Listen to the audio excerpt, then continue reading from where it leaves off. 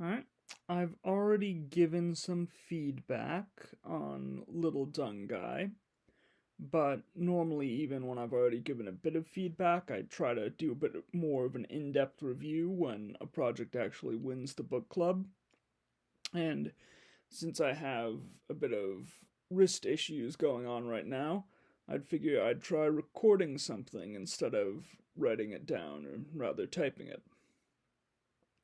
I'm gonna start off just going over, reading some of the project, even though I already have, and give my thoughts on it. The title is nice in terms of, I think, gets the concept across decently in a cute way, and I very much like the font. A Sisyphean dung beetle solo RPG. You're a little dung beetle just trying to make a living rolling balls of crap up a hill. What you need to play: 1d6, 1d8, 1d10, 1d12, and 1d20. Pen and paper, neither of which I will be using, so I guess you don't technically need those if you're gonna be a little more loose with the quote-unquote journaling aspect. Overview. You start with a little piece of poop and collect more on your way up the hill. The size of your ball of dung corresponds to the different dice. You start with a d4, already seeing an incredibly tiny issue there in that it does not mention you need a d4, but you start with a d4. And if you're successful, you might make it up the hill with a d20. If you fail a roll, your dung ball rolls down the hill, crumbling on its way down. It sounds straightforward enough there. I like how the size of die increasing corresponds to the size of the ball increasing. That's fun. Rolling. To push the ball of dung up the hill, roll a die and subtract its value from the size of the die. If the result is equal to or lower than 6, resolve the writing prompt that corresponds to the die you just rolled, column, and the number of your attempt, row. Mark the writing prompts that you resolve by crossing out the circle in the right bottom corner, see top of the hill. For the next roll, use the bigger die. The next bigger die, rather. And there's sort of an example of how it plays out down there. Yeah, I find the way that this is written somewhat confusing. I actually recorded a bit of this, but then had to delete it because I just sort of misunderstood everything. But I think this system where you roll a die, then subtract the result from the max possible for that die, and then see if that's under 6 is probably more complicated than it needs to be. You only really need 2 features, which is that the die increases in size on each attempt to mimic the size of the dung ball growing, and that it's some sort of roll under system so that the size of the die increasing actually makes things more difficult, as the size of the ball increasing does. And I feel like there's probably an easier way to get to that that doesn't require such a big paragraph and also so much math. But I'm not really offering any suggestions for that because I'm not really a probability guy. I just think for what this needs to be, the resolution mechanic can be a bit simpler. Yeah. So you would, if you had succeeded, fill out, each of these writing prompts. So the path of the prompt ends up being very linear. The sort of options you can get, which I'm not sure is great for journaling. I'll go over that more in a bit. But, for now, that functions at the very least. Here, if the result is higher than 6, your ball is too heavy and rolls down the hill, disintegrating on its way down. Roll a d4 and resolve the prompt in the next attempt row, which basically just means restart the process you did here just for the next attempt.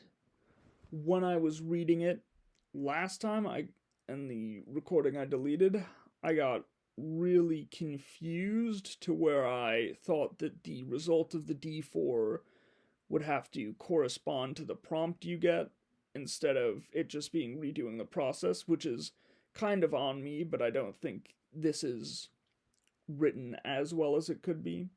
But if you're actually paying attention and not tired like I am now, you can figure it out.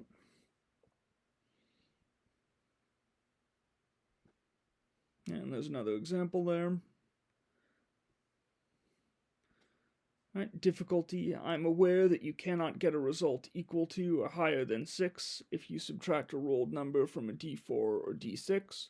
Maybe roll them anyway. Rolling dice is fun after all. Besides, that just goes to show that you're an experienced dung beetle. The first 2 steps up the hill are too easy for you. And I feel like you're going to have differing opinions on whether, again, it might be a bit of a flaw of the system that the first 2 rolls are kind of meaningless. But, that's a matter of opinion. And there's an alternate method here that mitigates that.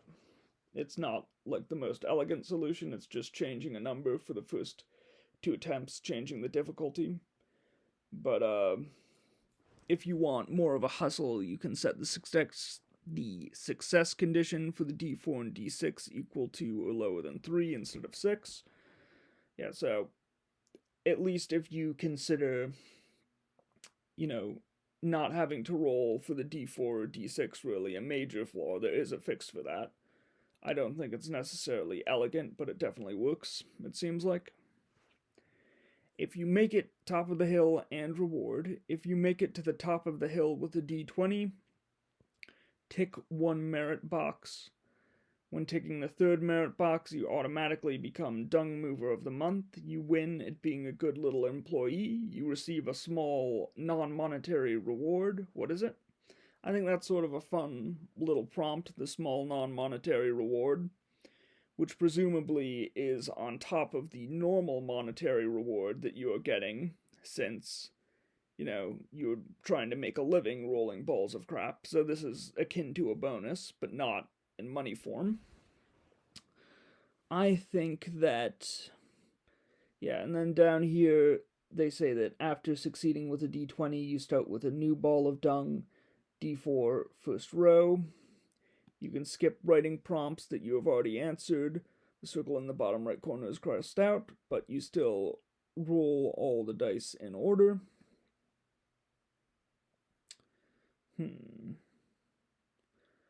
Now that sort of confuses me. I'll get back to why, because there are a lot of things that are interesting about this. Firstly, that the result of succeeding 3 times is mentioned before how you would redo some, before even mentioning that you do redo the process once you succeed, is kind of odd.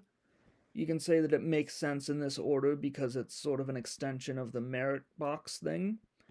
But, and this is probably just personal preference, I would prefer mentioning that you do redo the process on success before you mention what happens once you have succeeded 3 times. Another thing is that, you start with a new ball of dung, is mentioned here. But, here it never technically mentions a new ball. It just says roll a d4 and resolve the prompt in the next attempt row, which was part of what confused me. So maybe sort of a combination of these 2 descriptions would be a good idea. So I'm re-recording part of this because I think there were a few things I got wrong again. That being, I thought that, that your ball disintegrates on its way down meant that that ball was gone and you had to start with a new one, the same way as if you succeed rolling a ball up the hill. But I think by disintegrating, they just mean that that particular ball that rolls down the hill gets smaller, and that the number of attempts corresponds not to your overall attempts to get balls up the hill, but your attempt for one specific ball that is not new. So me saying to combine the two explanations, where you combine roll a d4 and resolve your prompt in the next attempt row, and after succeeding with a d20, you start with a new ball of dung, just to make things more clear, might be inaccurate, because it's not a new ball of dung if you fail, it's just a smaller version of the same ball. And for that, you would just, change this a little so it says the ball shrinks on its way down, and then you have to start over on the next attempt to roll the ball up the hill. And you might do something here to make sure each attempt corresponds to an attempt on a specific ball and just not overall attempts. Because if you succeed on the second attempt, you would, go back to the first attempt, because it's the first attempt with a new ball, even though it's overall your third attempt to get balls up the hill, sort of. So just to make it really clear what's happening is, each of these little segments is an attempt to roll the ball further up the hill. And if you succeed, you answer the prompt and go to the next segment. And if you fail, you don't answer to the prompt, go down to the next row, and then answer that prompt if you succeed, and then keep going like that until you fail again, where you get all the way back here. Then, if you succeed, say at the end of the third attempt, you would go all the way back up to here, where you would start the whole process all over again, not just the process of rolling balls up the hill, but all the way at the back of the beginning of the table. Now, another mistake I made when I was recording this originally was I thought that meant it says that you do not repeat prompts that you've already completed, and I thought that meant you would, basically never encounter new prompts unless you failed more times than you had previously, because I was just thinking of it as, okay, if I go through all this and, go to here, and then I fail, and go back here, and then go to here, and then I fail, and go back here, and then I succeed, I would be going back to here, and I would just have completed basically all of these. But you could also fail in the middle. So I could, complete this prompt successfully, complete this prompt successfully, complete this prompt successfully, fail to go back to here, and then complete this successfully, just go to the end successfully fully, which would set me all the way back to the beginning, but with one overall success. And then I would have completed this prompt, I would have completed this prompt, I would have completed this prompt, but if I kept succeeding, I wouldn't have done these prompts before. So you would still encounter new prompts, even if you do better than you did on your last ball. So I was a little wrong about that as well. But basically, the way this system works, with you resetting everything, there are a couple good things about that and a couple bad things about that. The bad things are that these attempts are still written weird. It's not clear that it's an attempt with a specific ball, so that your first attempt may actually be, say, your fifth attempt overall, is not really made clear. And that you can easily end up just getting the same prompts over and over, and having nothing to write is another flaw. And a theoretically easy fix with that would just be making it so that you always go to the next attempt, even if you succeed, and that fixes the number of attempts, so it's more universal, and it fixes not repeating prompts, But then that doesn't make sense tone-wise, because each attempt is more negative, because it's, an attempt on the same ball that you failed multiple times. And it also wouldn't give you a lot of chances to succeed 3 times, because you would inevitably... Yeah, because you would have to, since there's only 3 chances, effectively, you would have to succeed each time to succeed overall, which is pretty difficult to do. So, like, without adding prompts, either way that comes to mind that you could do this, either the way that's written in the rules or going on to a new row for every success as well as every failure, each has their own sort of problems that might come up.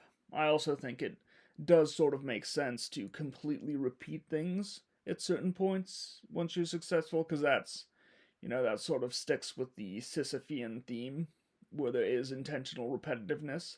It's just there should still ideally be something to write for that.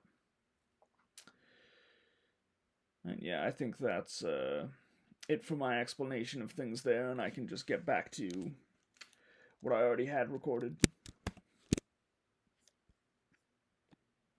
And so I guess it's not like first or second overall attempt, it's first or second attempt for that dung ball.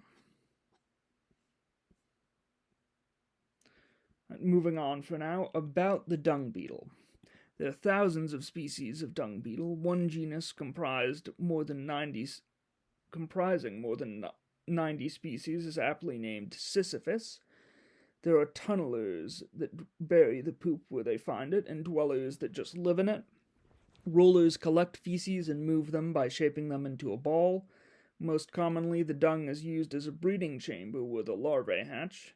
I think this is interesting information that can all be used in prompts, or to inform prompts once you get to that part. Scarabaeus satirus is the only insect known to navigate by the stars. Very cool. It can roll a ball of dung in a straight line, even at night. I think straight is misspelled there.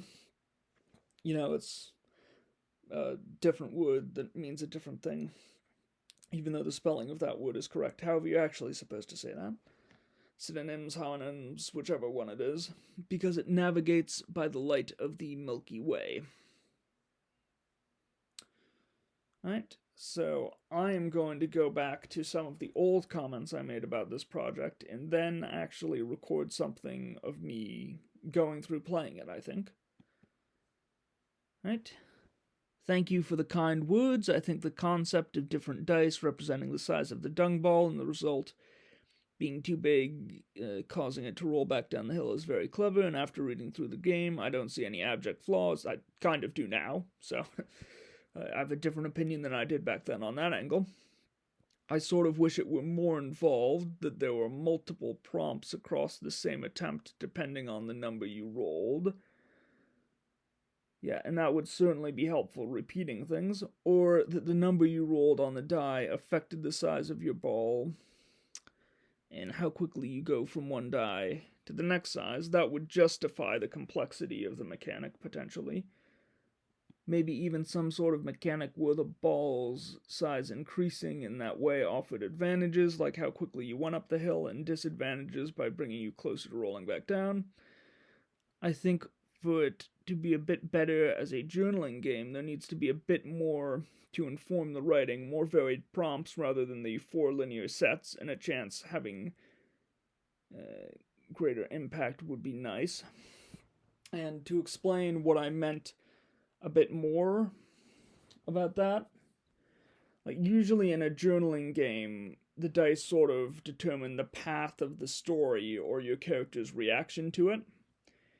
And that helps, journaling be a unique experience that's tied to a story rather than just having a set of prompts that you fill out.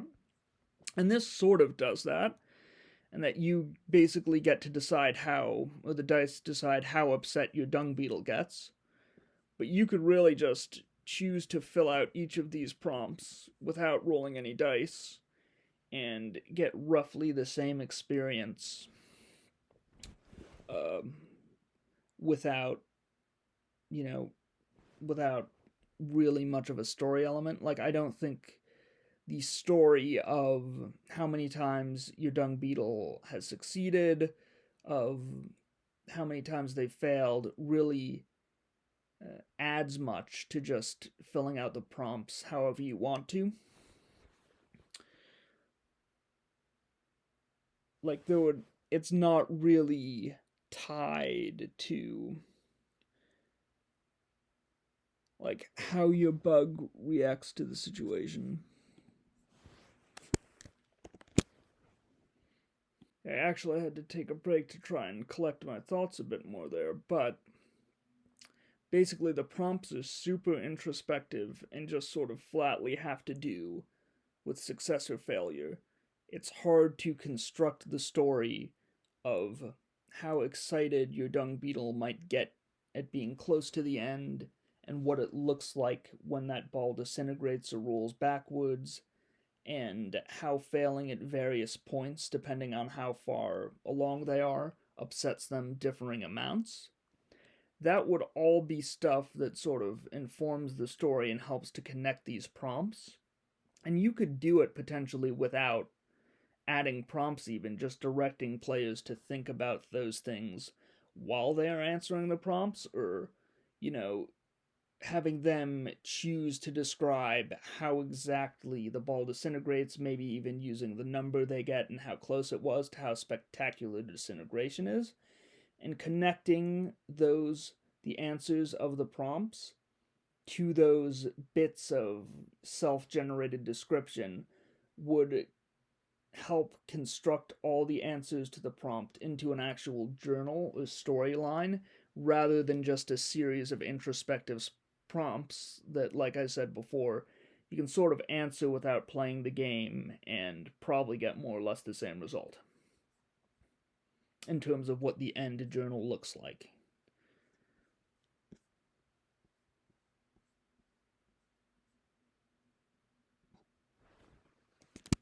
Alright, going back to had to figure out what I was doing again there. Going back to my old complaints or critiques. Even just suggesting that how strenuous the work or successful the beetle is depends on the number rolled, and leaving room in the prompt for the player to write about the beetle's feelings, some of the moment-to-moment events of the attempt based on that, could add depth without adjusting the rules at all. Alright, so I basically already said that. I didn't need to take time to collect my thoughts at all. That said, finding something that actually works with the current mechanics, if I had to pick between number rolled and number of attempts affecting the prompt, I'd probably go with number of attempts. Without making things overcomplicated would be difficult, and this is probably more of a casual project that warrants that amount of micromanaging. Yeah, I think I didn't need to say that. I think I was just trying to be trying to be devil's advocate there. I really don't think it would be complicated to just add, a little bit of fluff about how to connect prompts with a story or generate the beetle's feelings on your own as well. That would be pretty quick to mention. I think what I meant to say here was that if you wanted to add a separate mechanic, that would maybe be too complicated, but I had just said, yeah, without adjusting the rules at all. So I just said you wouldn't even need to change the mechanics, so I don't really know what I was getting at there. Yeah, got relatively positive reception for that feedback. I don't necessarily feel like reading it out right now just because, it's not something I said or something I'm really critiquing here. It's just a response, and it's obviously another project. I don't know how far along this project is, but if you like what you see in Little Dung Guy, a potentially more developed version of it, is something you can probably find with Sleepy Badger games. I haven't checked that out yet. Yeah, there's someone else who also gave feedback, which is nice. They agree with me, which is also nice, but Next, I think I'm going to actually play the game a little, since it's just a solo journaling game, but I'm probably going to make that a separate recording/video.